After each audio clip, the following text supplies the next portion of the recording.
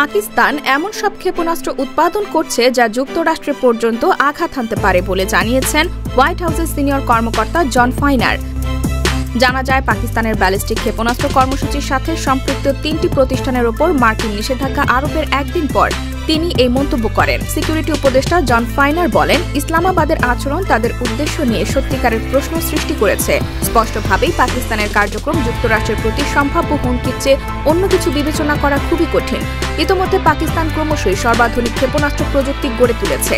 Finer আরও বলেন, যদি এই অবস্থা চলতে থাকে, পাকিস্তান যুক্তরাষ্ট্র সহ দক্ষিণ এশিয়ার বাইরে লক্ষ্যবস্তুগুলোতে আঘাত হানার সক্ষমতা অর্জন করবে।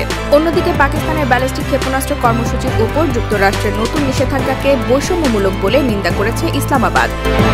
কর্মসূচির ওপর এই নিষেধাজ্ঞা আঞ্চলিক শান্তি ও নিরাপত্তাকে ঝুঁকির মুখে ফেলবে বলেও দাবি করেছে পাকিস্তান।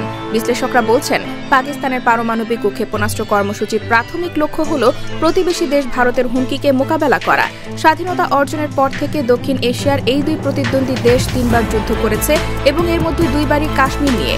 তাই ধারণা করা হচ্ছে, ভারতকে প্রতিহত করার জন্যই এ সর্বাধুনিক ক্ষেপণাস্ত্র প্রযুক্তি গড়ে তুলেছে পাকিস্তান।